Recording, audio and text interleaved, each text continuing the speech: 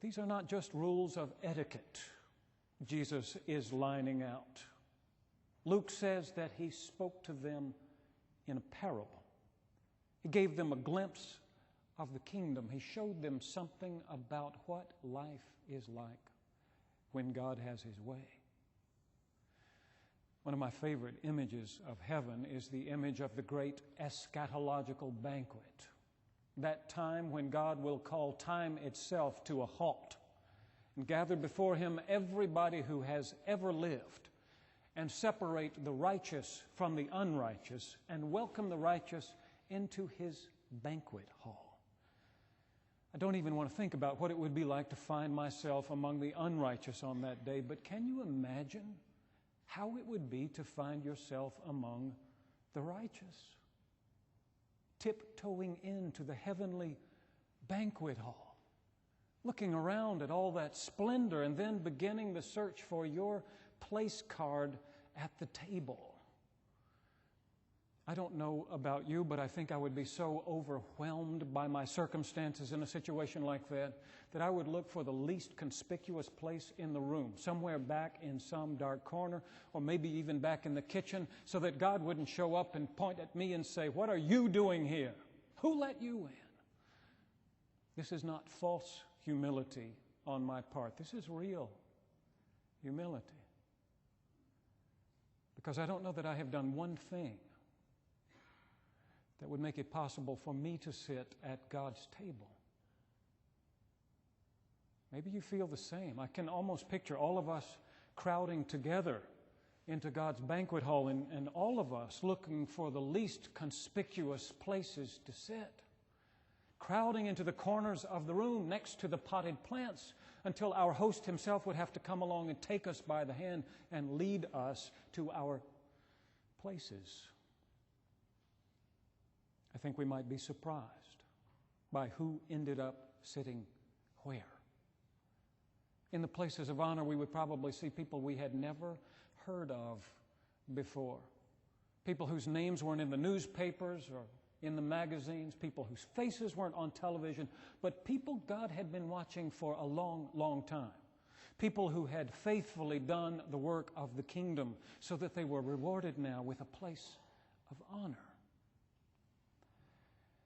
If God were seating us at a banquet in our own dining hall, I think we might be surprised at how the seats were assigned.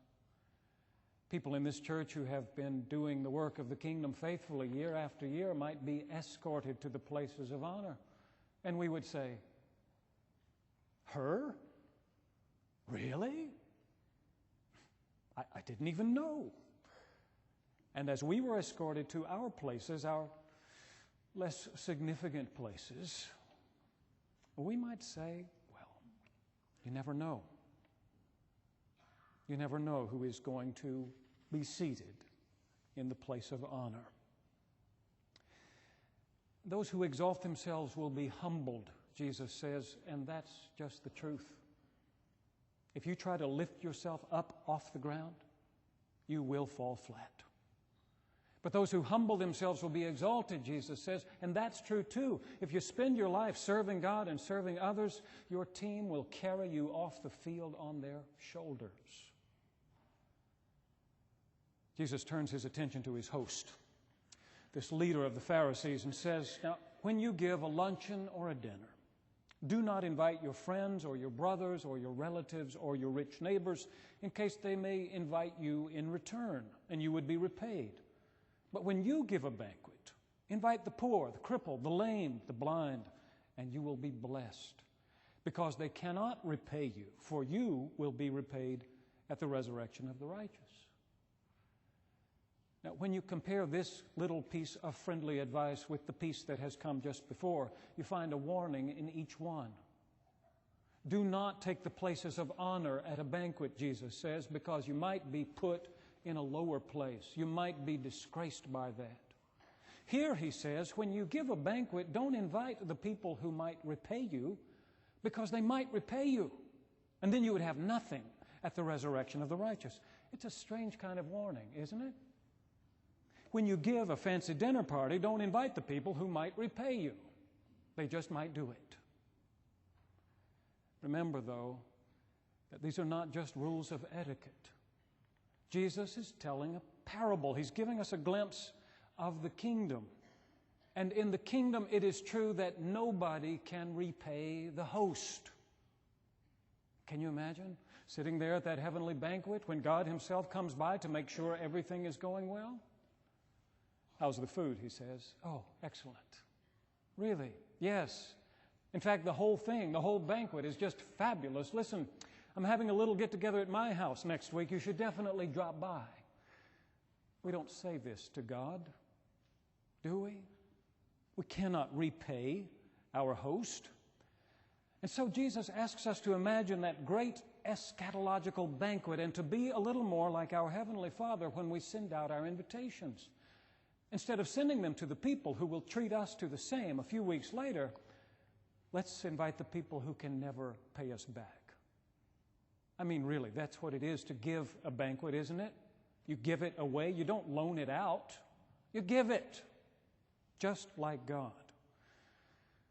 Which means we might have to go looking for the kind of people who can't pay us back before we send out our invitations. Jesus gives some suggestions. Invite the poor, the crippled, the lame, the blind, people who can't pay you back because they are already living in poverty, or people who, in Jesus' time, wouldn't have been able to work and would have had to beg for their living. Invite those, Jesus says, because otherwise you might invite someone who could repay you, as if that were a bad thing. From Jesus' perspective, it is a bad thing. If you get repaid, you will lose your reward. But if you don't get repaid, you will be rewarded in heaven. Last week I was preaching that passage from Luke chapter 12, where Jesus says, "Lay up for yourselves treasures in heaven." And I was searching for concrete examples of just how you do that. Well, this is one. You do things for people who will never be able to pay you back. And when you do, you create a negative balance in your kingdom account, and you will be blessed, Jesus says. Although they cannot repay you, you will be repaid at the resurrection of the righteous. I don't want to oversimplify this, but suppose that's how God decides on the seating arrangements at the heavenly banquet.